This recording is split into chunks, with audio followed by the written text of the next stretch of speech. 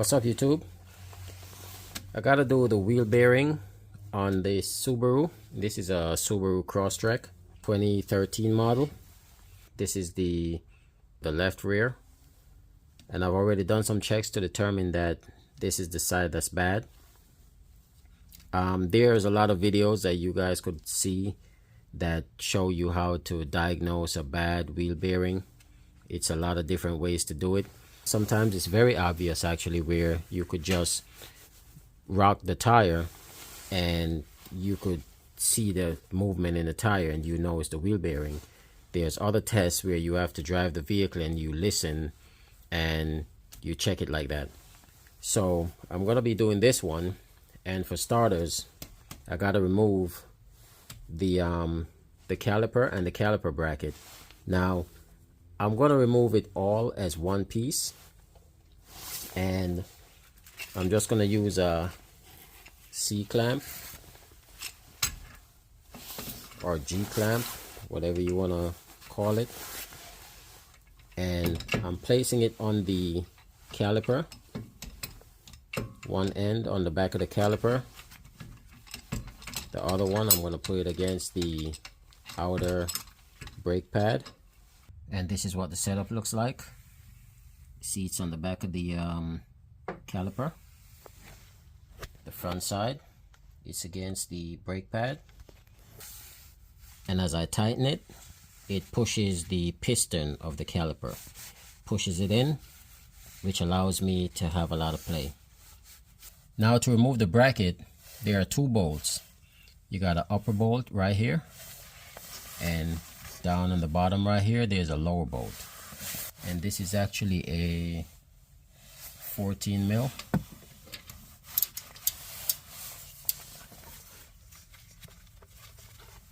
Just be careful of this wire right here. Wheel speed sensor.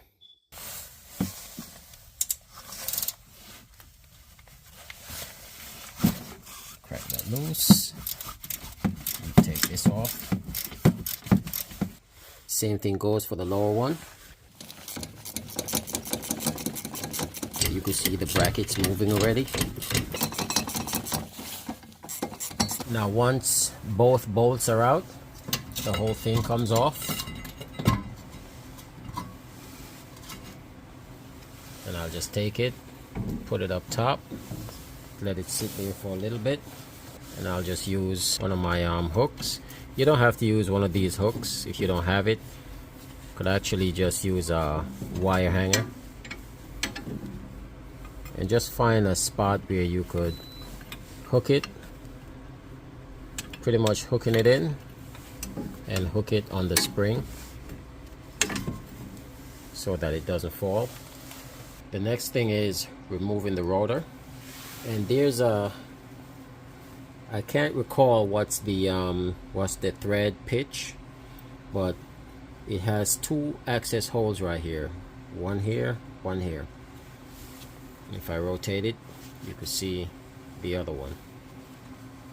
And what you could do, you could find out what size bolt fits in it. You thread it in, one at the top, and you thread one in at the bottom, or opposite sides depending on how you're looking at it. And as you thread it in, it's gonna push on the spindle and it's gonna pull the rotor off. Another way to get the rotor off, you could actually use a hammer. I usually use a rubber mallet in case I'm gonna reuse the rotor, and I bang on the back of it, and then I rotate it and I bang on the opposite end, and I keep doing that all the way around until the rotor comes off. And just like that, pops out. The next thing is to remove this axle nut. To remove that, just gonna wedge either a screwdriver or a chisel, get it in there to open this lip up a little bit. Once you put the nut on, you usually just tap this, bend it in so it sits in this little groove, and what all it does is prevent this nut from backing out as you drive. Some vehicles, I know, like on Fords and stuff, some vehicles it actually have a cotter pin that goes straight through that holds this. You just gotta get a screwdriver like I said, or a little chisel like this. You want to get in there, you want to bang it out.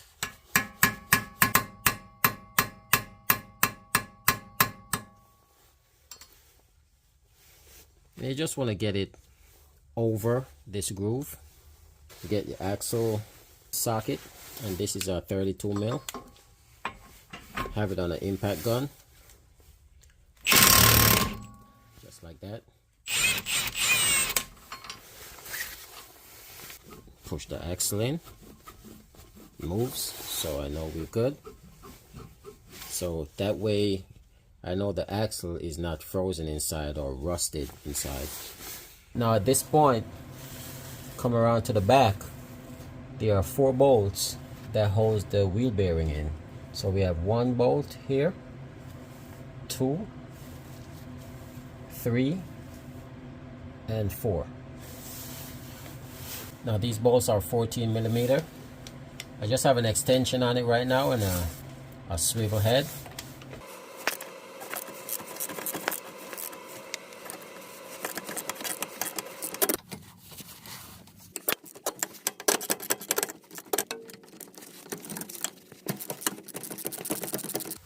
Now I got all 4 bolts out. I'm just gonna go ahead and remove this sensor. This is a 10 mil.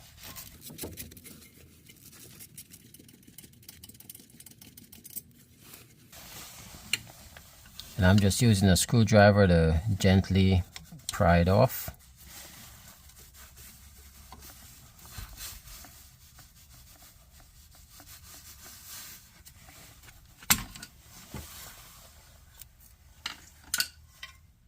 That's what it looks like. Now the fun is going to be to separate this, and that's what's going to separate the wheel bearing from the knuckle. I'm going to spray it down and let it soak for a little bit, but it's going to take a lot of banging it with a hammer or a air chisel just to get it off. I may have to remove these brake shoes, which are the emergency brake. So here I spray some penetrating oil. I put it on the front side of the backing plate by the bearing, and also in the back, and it has to get separated from the back. If we look in here, this is where it has to be separated from. So this hole, the bearing with the backing plate, is going to get separated from the hub. Get some more in there, some more on the front, and you could see I removed the emergency brake, have it hanging. So I removed that out of the way. This, it doesn't matter if some oil gets on it. Use some brake parts cleaner, clean that up once you're done. But I removed it to get better access. You could actually do a job like this without removing the emergency brake, but for some reason with Subarus, you could put a brand new part on the bearing, the backing plate to the hub, and after a few months it's rusted on. So one of the best ways I find is to remove it. If you're worried about putting it back together, take a lot of pictures as you're removing it. Each step of the way, take a picture. So you do the reverse to put it back together, or another way is to remove the wheel from the other side, remove the rotor, and look at how it's set up, and you just copy what's on the other side and put this back together. Now I'm gonna hit all around this area. I'm gonna hit in here, and I'm gonna try to hit it from the back just to get all that rust loose and get the bearing separated from the hub. You just wanna get it to twist or turn, and you just want to break it free. So you hit it with a hammer, sledgehammer. You get some kind of heavy-duty punch or chisel in here. You try to hit that. Just hit it wherever you have to hit it, as hard as you have to hit it to get it out. And it doesn't matter what method you use either. I'm actually going to use an ear hammer. Hopefully that could help. But I'm going to do a combination of ear hammer, my regular hammer, and see which one works.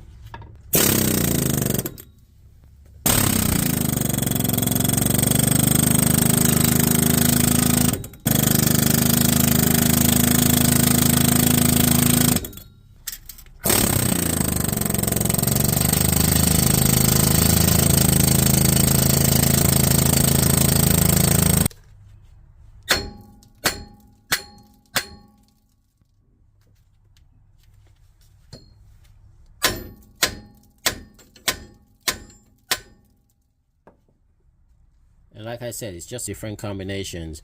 May have to wedge like a pickle fork back here and try to take it out like that, but I'm just trying to do it this way to avoid damaging the backing plate. But if it's not coming off, then I'm just gonna use whatever means necessary. A backing plate, you could probably get a used one for about maybe $40–50. A new one would be about maybe 110, but I'll try to take it off without damaging the backing plate. I just want to show some progress that's being made. I wedge a punch, a tapered punch in there, and I just bang it in with my sledgehammer, and you could see this gap here is opening up.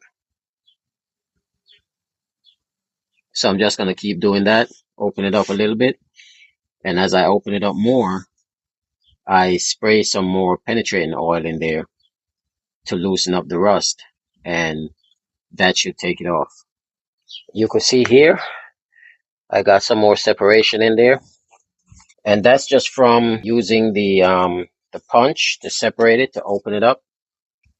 So I had one punch in here, one in here, and I just bang it in with the hammer.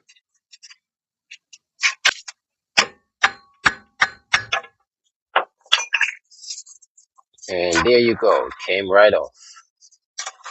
Now I gotta clean here before I put the new one in, and I'm gonna put some anti-seize where the bearing goes in. And you could use sandpaper or a very fine grade sandpaper. You just want to remove the rust. You don't really want to go down to bare metal. You just want to remove as much of the rust as possible. So fine grade sandpaper, or one of those like Scotch Brite buffing wheels, and just go around this whole diameter and clean that up. Now I gotta hit on the back of the bearing to separate it from the backing plate. But if you look closely, you can see this is all rusted. So I gotta spray this down some more and hit on the back of this to push the bearing out.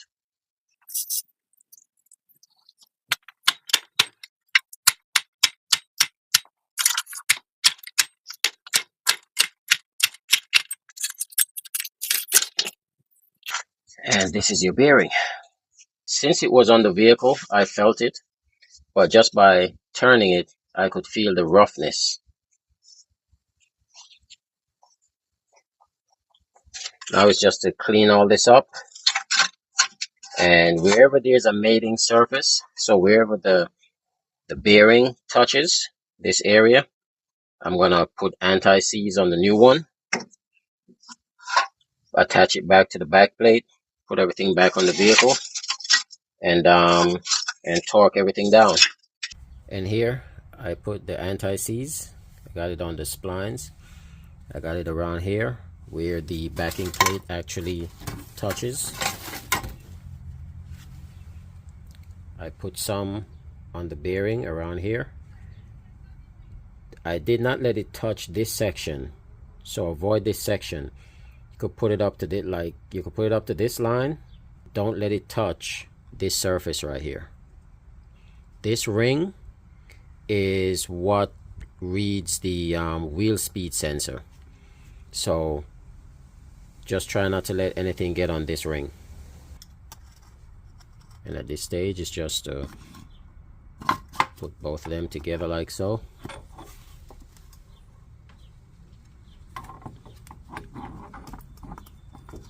gonna slide it on, and once I slide it in, I'm gonna actually use the bolts from behind to get the bearing in as far as I can. Use the bolts to finish pulling it in. I'll go like opposite ends, and it's not recommended to bang it in. Don't hit the studs, don't hit this, but you could actually use like a rubber mallet and just tap on it. You don't want to bang it real hard, you just want to tap the area where the bolts go in. Just, you know, try to put something like right here and just tap it in. Now you could see here I pretty much got it all the way in actually, so I don't have to use the bolts to pull it in. So I did a pretty good job cleaning it up and having it ready. And I'm gonna do the same for the bolts. I'm gonna add a little anti-seize.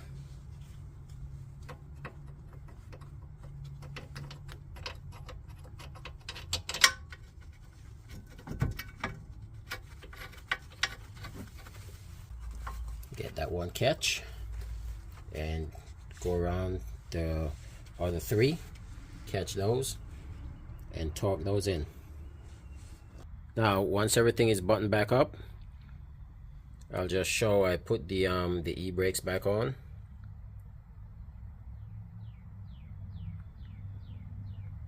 And that's pretty much how it goes.